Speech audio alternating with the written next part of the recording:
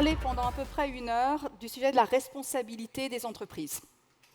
De quoi doit être responsable une entreprise? Alors finalement, cette question peut surprendre. Je pense qu'il y a encore quelques temps, en tout cas au niveau des directions générales, la question ne se posait pas vraiment. Une entreprise, elle était avant tout responsable, dans un système capitalistique, du retour sur investissement apporté aux actionnaires. Et moi, je suis aussi la directrice de cabinet de notre PDG. Quand il va voir son conseil d'administration, le PDG rapporte le retour sur l'investissement vis-à-vis des actionnaires. Et d'ailleurs, le conseil d'administration représente majoritairement, dans la plupart des entreprises, ou uniquement dans beaucoup d'entreprises, les intérêts des actionnaires. Alors bien sûr, ça devait se faire en respect des lois, des réglementations, des normes, bien sûr. Ça devait se faire en assurant aux employés, aux collaborateurs, aux fournisseurs une qualité de travail, des rémunérations qui permettent la pérennité à long terme de l'entreprise. Mais avant tout, la responsabilité était la responsabilité face aux actionnaires. Alors qu'est-ce qui change ? On a vu depuis un certain temps beaucoup d'articles dans la presse qui questionnent justement le rôle de l'entreprise. Quelle est sa raison d'être ? Comment est-ce qu'elle équilibre le retour sur les bénéfices aux différentes parties prenantes de l'entreprise?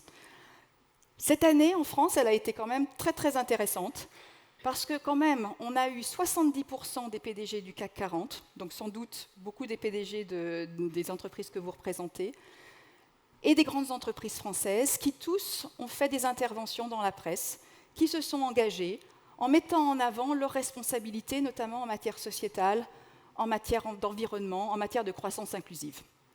À l'issue du mouvement des Gilets jaunes, on a vu Emmanuel Faber, le PDG de Danone, qui a rassemblé un certain nombre d'entreprises. Au départ, elles étaient 17, maintenant je crois qu'elles sont 33, qui se sont engagées pour une croissance inclusive et qui ont mis en avant les produits, les services qu'ils offrent pour permettre aux personnes en zone rurale, aux personnes désavantagées, d'accéder aux produits et services.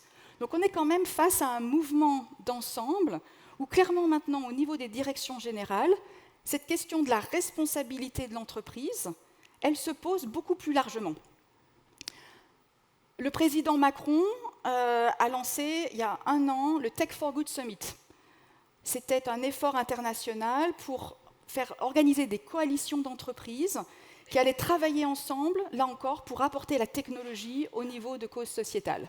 Et cette année, donc se profile la même chose, où cette fois-ci, il veut l'ouvrir au niveau international et travailler avec l'OCDE pour mettre ensemble des fonds pour pouvoir financer des initiatives concrètes, là encore pour une croissance inclusive. Donc il se passe des choses. Et on pourrait se dire, est-ce que tout ça, c'est des effets d'annonce ? Est-ce que c'est vrai ? Ou est-ce qu'on est vraiment au démarrage d'un nouveau cycle avec une vraie accélération de ces problématiques de responsabilité sociale des entreprises ? Pour la petite anecdote, j'étais la semaine dernière interviewée sur BFM Business avec Stéphane Soumier, qui est toujours un peu provocateur, et qui me voit arriver et qui me dit « Ah, vous allez parler de la RSE ? Ah ben, c'est un truc de nana, ça. » Donc je vous laisse apprécier, mais effectivement, est-ce que c'est un truc de nana et finalement c'est une fonction qui est souvent très féminine dans les entreprises, ou est-ce que ça devient beaucoup plus une fonction clé dans l'entreprise et qui remonte au niveau des préoccupations des dirigeants d'entreprise? Donc aujourd'hui, ce que je vais faire, c'est que je vais partager avec vous les résultats d'une enquête, d'une recherche qu'on a faite auprès de 2300 entreprises dans 11 pays, et qui dégage pour moi vraiment des tendances très très nettes qui vont vers une nouvelle prise de conscience, une accélération de l'engagement des entreprises, et donc un agenda qui devient de plus en plus critique, voire stratégique pour les entreprises. Alors d'abord, commençons par définir de quoi parle-t-on. Quelle est la définition de la responsabilité des entreprises ? Donc ça, c'est un peu ma définition. C'est de dire finalement, une entreprise, elle est responsable d'innover, mais d'innover pourquoi ? Pour répondre à de nouveaux enjeux de société, à des nouveaux enjeux environnementaux, à des nouveaux enjeux de produits plus sains, etc. Donc d'innover avec un sens. Et pourquoi ? Pour une croissance qui sera plus résiliente à long terme, plus inclusive, et donc en mettant plus en en partageant mieux les bénéfices de cette croissance pour tous, donc toutes les parties prenantes de l'entreprise. Et ce, dans un âge où les nouvelles technologies créent des opportunités fantastiques, et on va voir lesquelles, mais aussi des nouveaux risques, et on va voir comment les entreprises doivent mettre en place des processus, des gouvernances pour gérer ces nouveaux risques. Alors, ce n'est pas nouveau, tous ces sujets. Les fonctions RSE dans les entreprises, il y en a depuis des décennies. Je dirais qu'au départ, c'est quand même beaucoup parti, pas vraiment, disons, de préoccupations presque philanthropiques.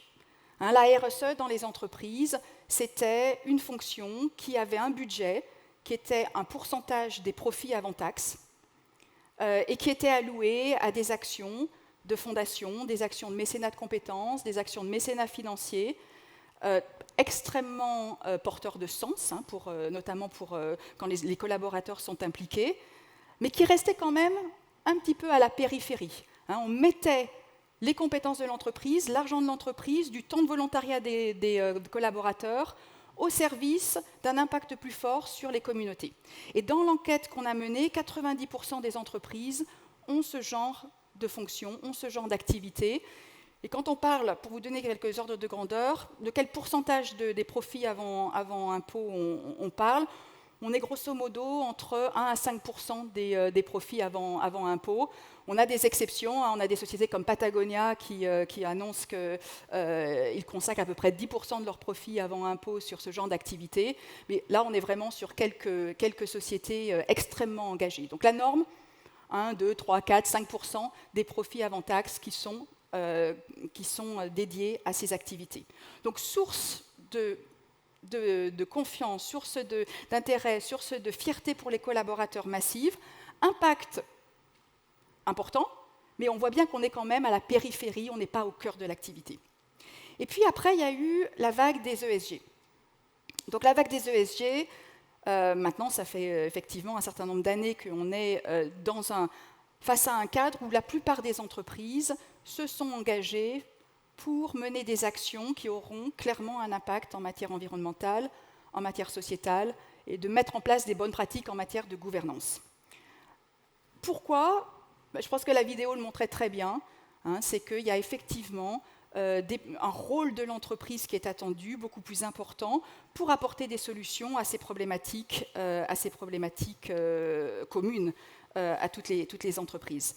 Donc ça a été le fait de la mondialisation. La plupart des entreprises de grande taille, et je pense vos entreprises, se sont engagées par rapport au travail des enfants, par rapport au respect des droits de l'homme.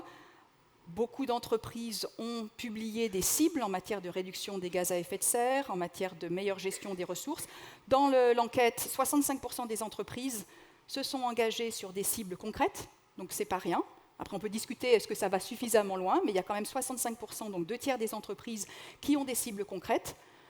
Beaucoup aussi d'engagements en matière d'inclusion et de diversité. Là encore, on a à peu près 30, dans l'enquête, on a à peu près 30% des entreprises qui s'engagent pour mettre en place des processus de vigilance en matière d'égalité, de paie, de rémunération hommes-femmes. Pour les entreprises à forte croissance, donc un peu les entreprises qui ont mis en place les meilleures pratiques, on est sur 65%. Donc là encore, c'est un vase qui est à moitié vide, à moitié plein, mais on voit clairement que c'est une tendance de fond. Et puis, en matière de gouvernance, c'est quand même l'attention extrêmement précise sur tous les problématiques de corruption, d'éthique, avec beaucoup je suis sûre, dans vos entreprises, de formation pour s'assurer que tous les collaborateurs repèrent les pratiques qui pourraient poser à questionnement. Donc cette vase de l'ESG, elle est forte, elle est là, mais est-ce qu'elle est suffisante ? C'est la grande question. Aujourd'hui, ma conviction, et ça a été vraiment corroboré par cette étude, c'est qu'on est face à une accélération. Pourquoi ? Parce qu'il y a de nouvelles forces qui poussent les entreprises à aller plus loin, et que la barre, elle continue à monter, à monter, à monter. Et donc on n'est qu'au démarrage d'un nouveau cycle qui va certainement nous mener dans les 10 années à venir. Alors, on est tous, pourquoi ? On est tous des parents. Enfin, tous, en tout cas, beaucoup d'entre nous. On est des parents qui se posent des questions sur l'utilisation des réseaux sociaux de nos adolescents. On est tous des consommateurs qui préférons des produits plus sains, éco-responsables, etc. On est tous des employés qui parfois demandons plus qui cherchons des entreprises qui adhèrent à nos valeurs.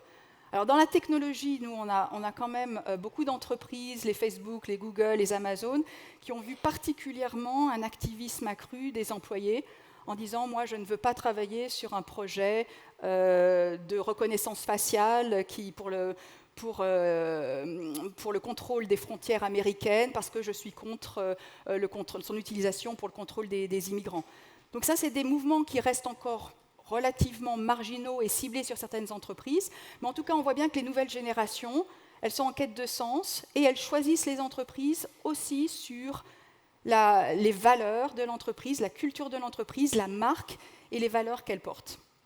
Et puis, on a bien sûr eu un certain nombre de scandales aussi mis en avant ces dernières années sur la traçabilité. Vous achetez un beefsteak haché, vous pensez que c'est du bœuf, ben non, c'est du cheval. Vous achetez une voiture, vous pensez qu'elle a des normes, elle respecte les normes d'émission, et ben non, les tests ont été truqués, etc. Donc, il y a eu quand même beaucoup de phénomènes dans les dernières années qui font que la société, d'une manière générale, toutes ces parties prenantes, questionne de plus en plus le rôle de l'entreprise et donc la responsabilité de l'entreprise. Et tout ça, le message que je veux faire passer, c'est que ce sont des tendances qui sont durables, qui sont là pour rester et qui vont même s'accélérer. Dans la recherche, on a posé la question aux dirigeants, qu'est-ce qui va vous pousser à changer ? Bien, effectivement, qu'est-ce qui va vous pousser à changer et à accélérer ? Ce sont les demandes des parties prenantes qui s'accélère. Alors, ce qui est assez intéressant dans le graphe, c'est un peu le poids relatif des parties prenantes. Qui pousse au changement ? 60% près de 65% des dirigeants d'entreprise disent que ce sont les consommateurs qui demandent des produits, des services plus en phase avec leurs valeurs. Et de façon aussi assez intéressante, on pense toujours, mais est-ce qu'ils le demandent, mais est-ce qu'ils sont prêts à payer pour ces produits de meilleure qualité ? Et la majorité sont prêts à payer, je crois qu'on est à peu près dans les 50-55%. Et on voit bien que les marques qui sont les plus éco-responsables sont les marques à croissance la plus forte. Je crois que c'était Unilever qui avait publié la croissance relative de ces différentes marques, et toute la croissance était tirée par les nouvelles marques ou les nouveaux produits plus en phase avec les demandes des consommateurs d'aujourd'hui. Donc, les consommateurs, clairement, un facteur de changement. Ce que je trouve assez intéressant, c'est que aussi les investisseurs sont en deuxième position. Alors là, on est un petit peu sur des mouvements très lents sur les investisseurs. On a BlackRock, qui depuis quelques années à Davos appelle toutes les entreprises à prendre en compte, mesurer, rapporter leurs progrès en matière d'ESG. Et puis par ailleurs, on sait que les investissements dans les entreprises à impact sont en très très forte croissance, mais restent quand même relativement limités par rapport à la masse d'ensemble des investissements. Mais là, je pense qu'on est aussi sur un phénomène de tipping point, d'accélération.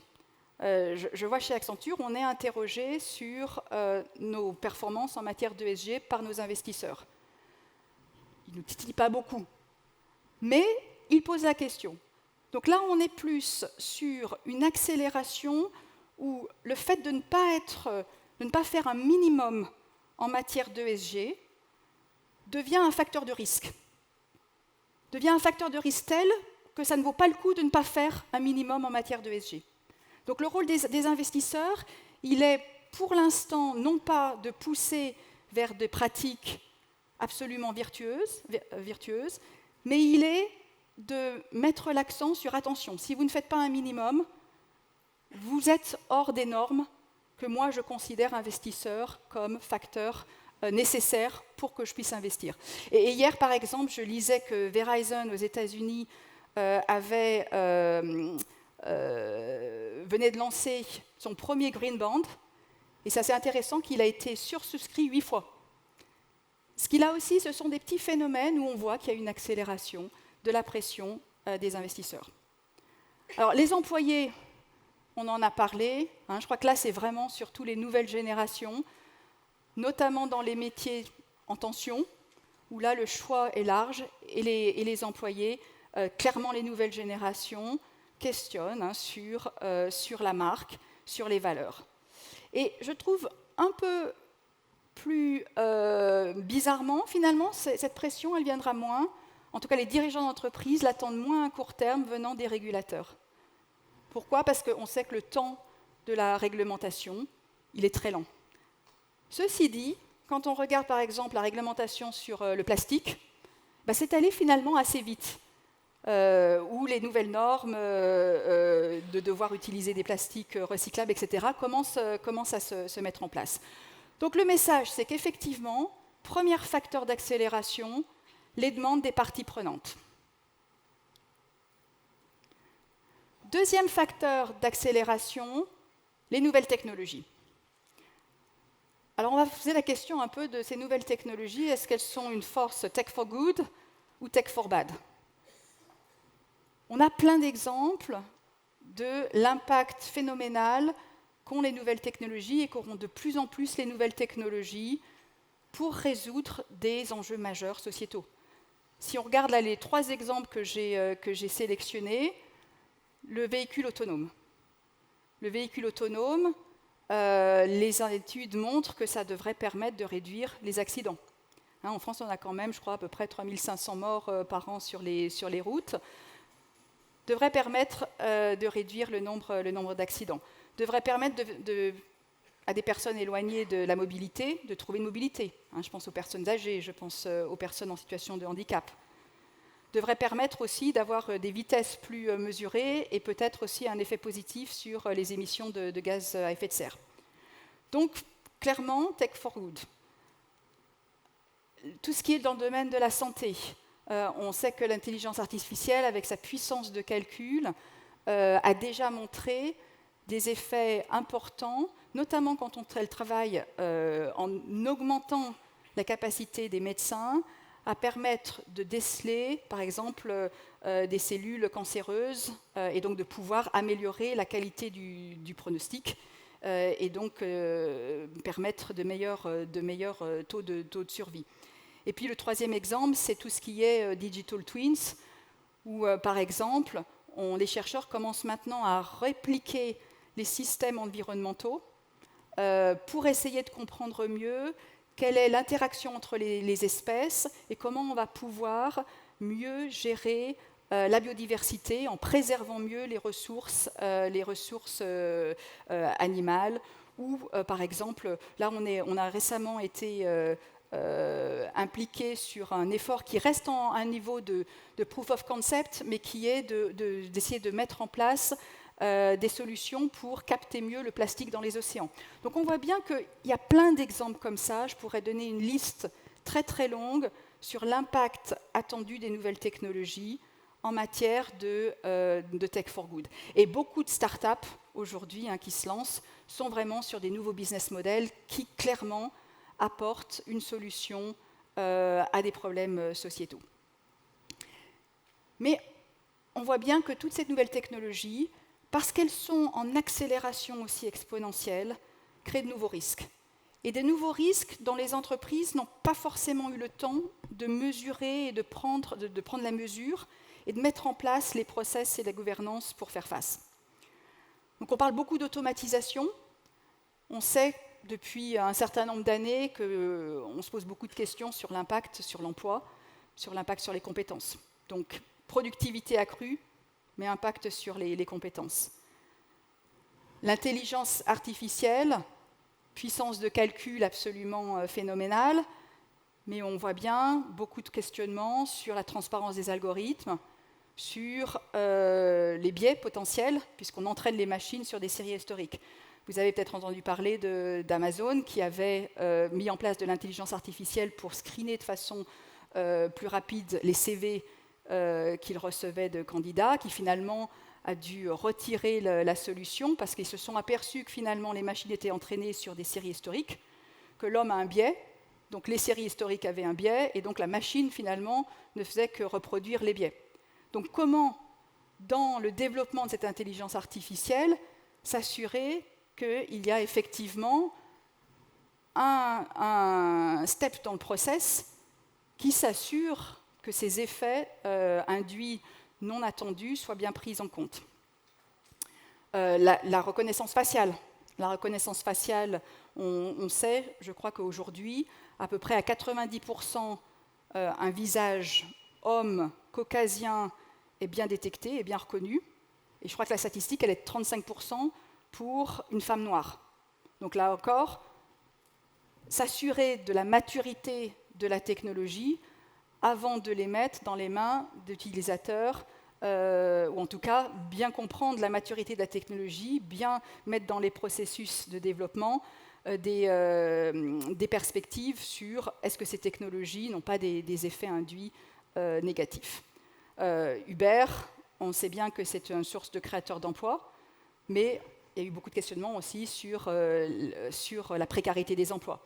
Les nouvelles technologies, les réseaux sociaux, facteurs clés de diffusion de l'information, mais on l'a bien vu avec tous les scandales autour de Facebook, etc., fake news, etc. Donc, tech for good ou tech for bad, mais ma conviction, c'est que ce sera justement, la technologie elle est neutre, c'est aux entreprises de prendre les mesures qui s'assureront de l'anticipation de ces risques potentiels pour les gérer. Alors, dans l'enquête, justement, ce qui est important de retenir, c'est que les dirigeants d'entreprise disent majoritairement la technologie sera vraiment un facteur d'accélération de l'impact positif. À 78%, ça sera un facteur d'opportunité, mais c'est vrai, à 50%, ça crée de nouveaux risques, et donc il va falloir les gérer, et donc il va falloir mettre en place de nouvelles approches dans les entreprises. Alors, juste un petit exemple pour illustrer mon propos. On parle beaucoup d'intelligence artificielle. Là, je voulais presque être dans la prochaine vague. L'intelligence artificielle est au service de la réalité augmentée. On s'attend à une explosion des investissements dans l'intelligence artificielle et dans la réalité augmentée. Alors, aujourd'hui, la plupart d'entre vous, vous avez dû aller dans un cinéma, vous avez peut-être mis un casque et puis vous avez été projeté dans un jeu vidéo et vous avez trouvé ça très, très attractif et très intéressant pour vos enfants. La réalité virtuelle, elle va dépasser le stade des loisirs et elle va majoritairement maintenant arriver au sein de l'entreprise.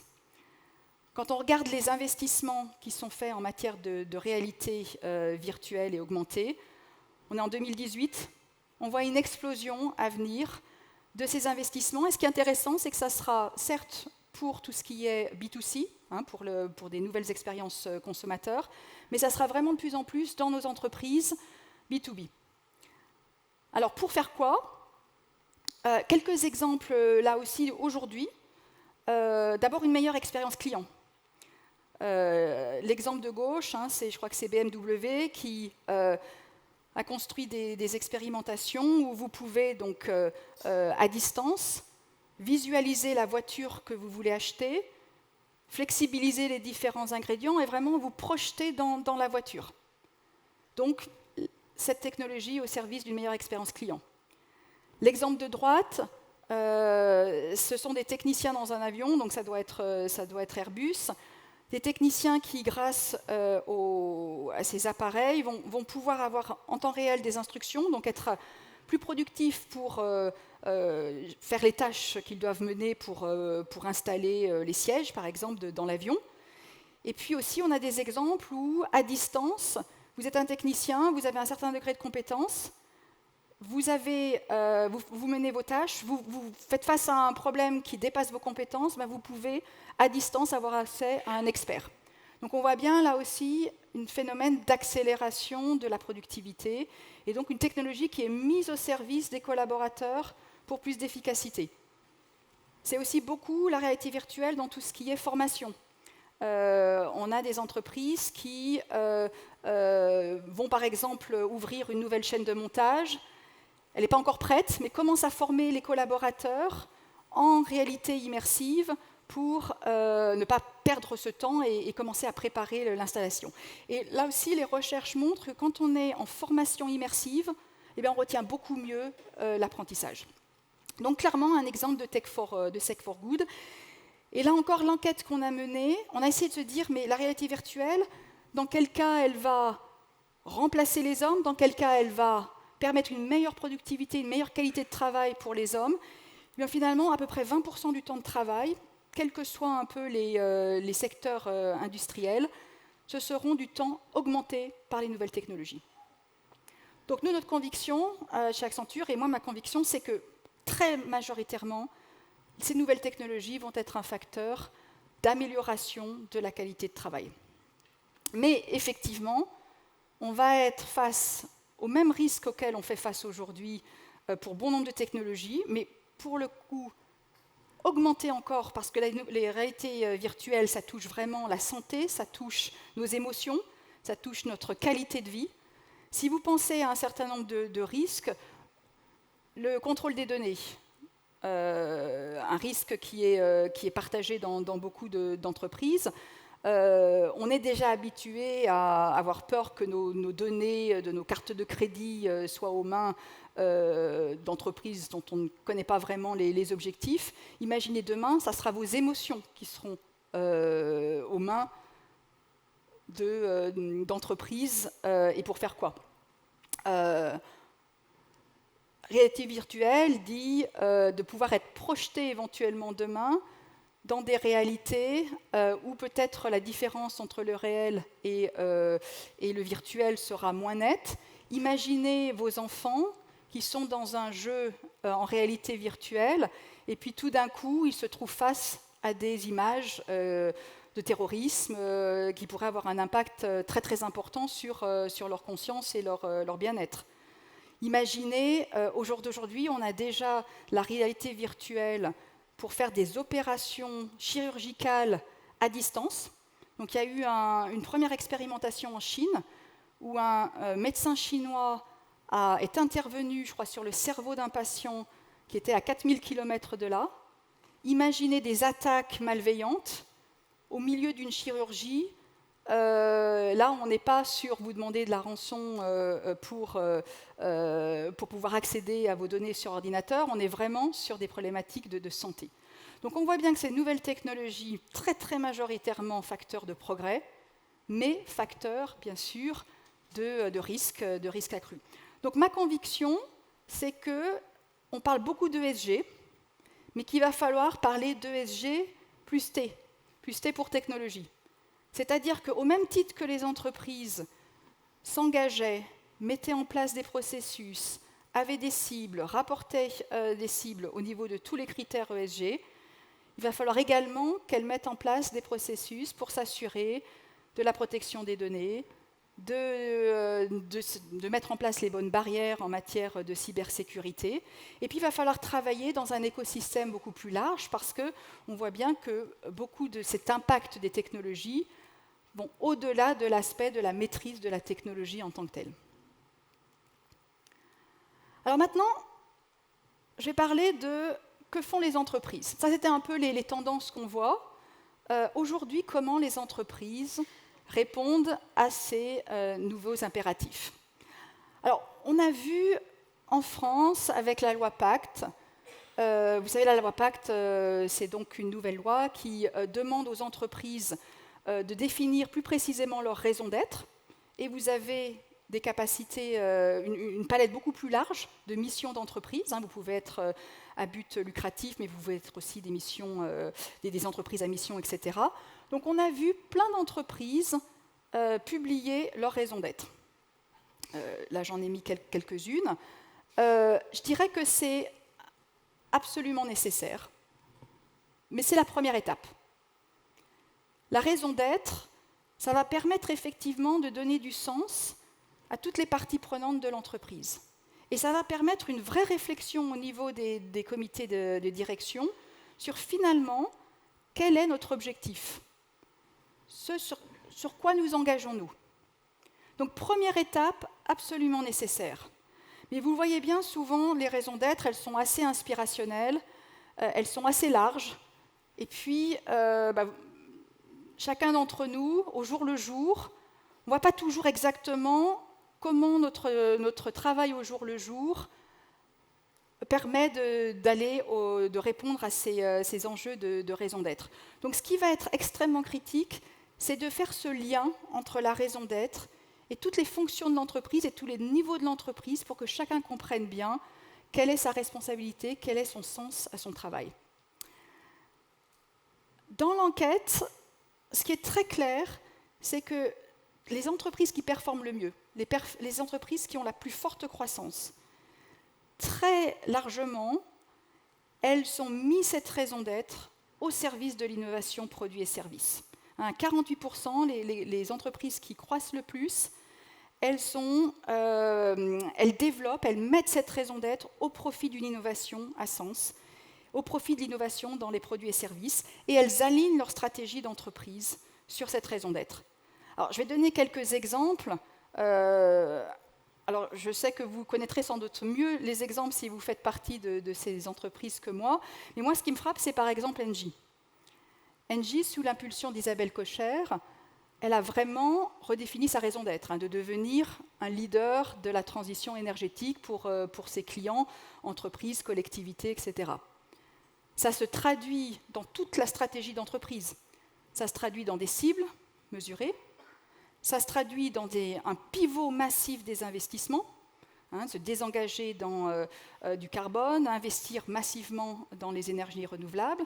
Ça se traduit dans l'organisation de l'entreprise avec des business units, énergie renouvelable, conseils pour les collectivités, etc. Donc on voit bien que c'est un effort massif de transformation avec une raison d'être positive, donc une responsabilité que clairement Engie définit bien au-delà des profits de l'entreprise. Et donc si on est à ce niveau d'enjeu stratégique, il est clair que c'est une stratégie qui doit être portée par le PDG. Danone, c'est toujours l'exemple qui est très souvent mis en avant. Danone, avec Emmanuel Faber, s'est quand même engagé massivement sur être certifié B Corp. Donc B Corp, c'est une certification sur à peu près 200 critères de ESG.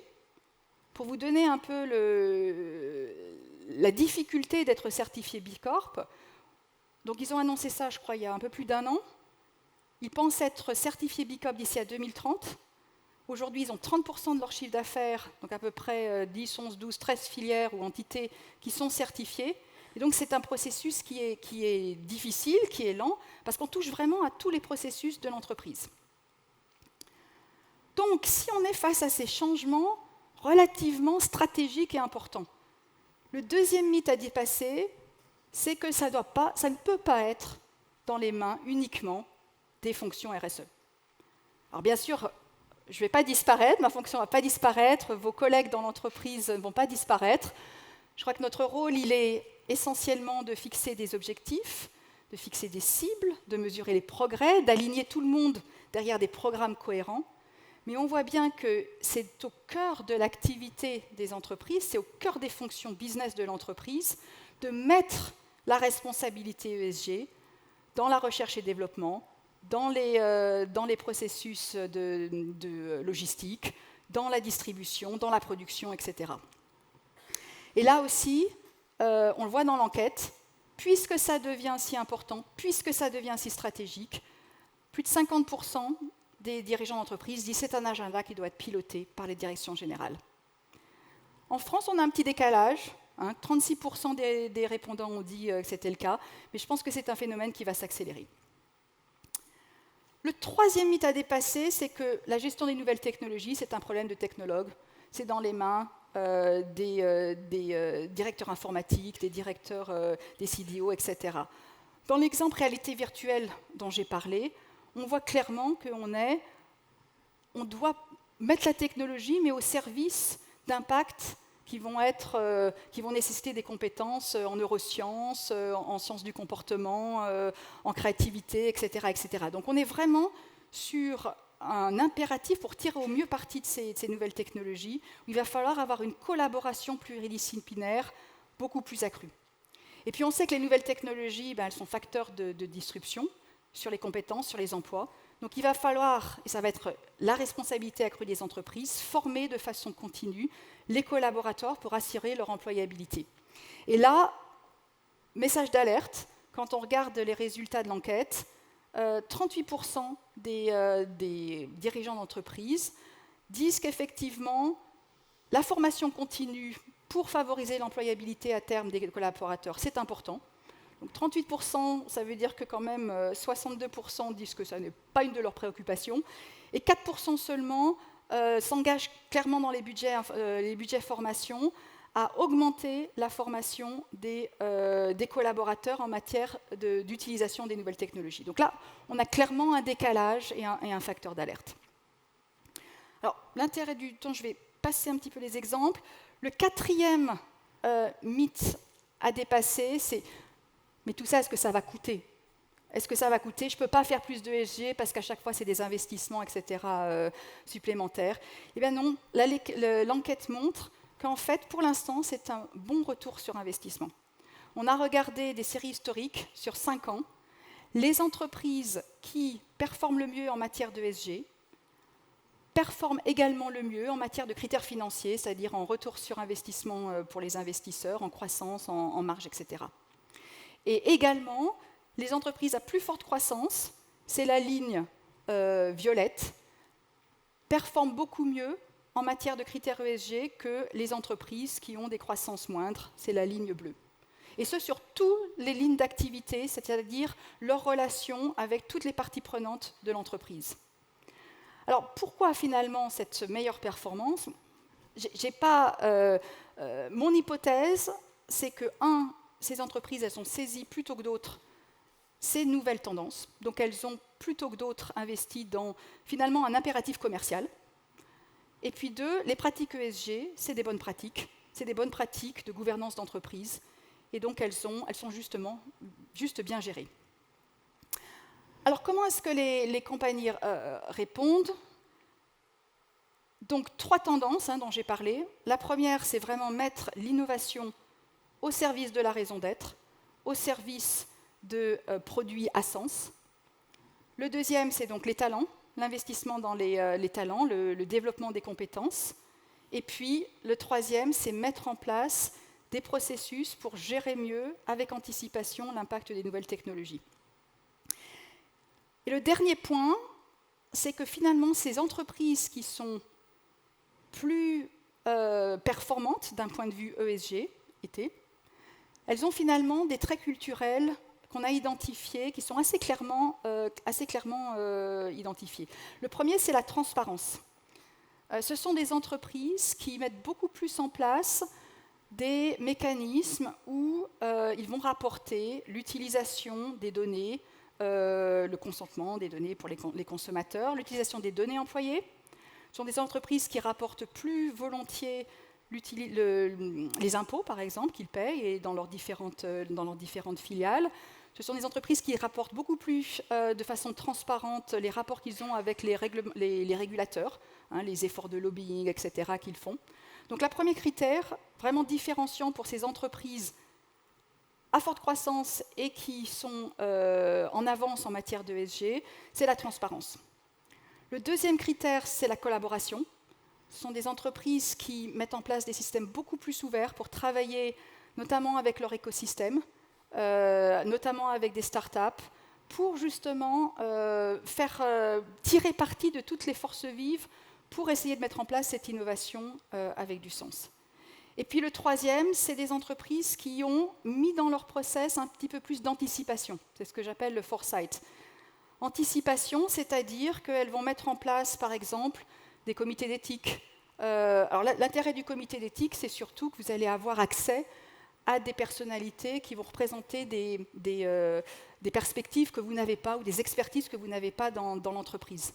Ce sont des entreprises qui vont mettre en place, dans le développement des produits, beaucoup plus de tests et sur s'assurer de façon plus mesurée de l'impact de leurs produits. Ce sont des entreprises qui vont mesurer plus systématiquement où ils en sont en matière de développement durable. Et donc, si on parle vraiment de normes culturelles, d'habitudes culturelles à mettre en place dans l'entreprise, Là encore, la dernière conviction que j'ai au vu de l'enquête qu'on a menée, c'est que tous ces traits culturels doivent s'incarner dans l'entreprise. Et donc la meilleure façon de l'incarner dans l'entreprise, c'est de le mettre dans les objectifs des dirigeants d'entreprise et de faire cette cascade. Et là aussi, on voit que les entreprises à plus forte croissance, celles qui performent le mieux en matière de ESG, à 45% par rapport aux autres où on est sur des taux beaucoup plus bas, elles ont plus systématiquement mis dans les objectifs des dirigeants des problématiques de responsabilité au-delà de la responsabilité financière. Donc elles ont mis des critères d'ESG et de T, ça sera la prochaine étape, dans les objectifs des dirigeants. Voilà, donc c'était un peu ce que je voulais partager avec vous aujourd'hui. Donc, responsabilité des entreprises qui est en redéfinition, en accélération en matière d'engagement des entreprises. Alors, comme toujours, on est au démarrage d'un nouveau cycle. Donc, certains sont plutôt encore sur le bas de la fourchette, d'autres ont clairement pris des engagements extrêmement forts. Mais ce qui est clair, c'est que la barre monte et que toutes les entreprises à terme devront se poser la question, devront s'engager, devront mesurer, rapporter, parce que c'est les demandes des différentes parties prenantes. Et donc finalement, on n'est clairement pas dans le philanthropique, on est dans l'impératif commercial. Merci à tous, et je crois qu'on a la possibilité de prendre quelques questions.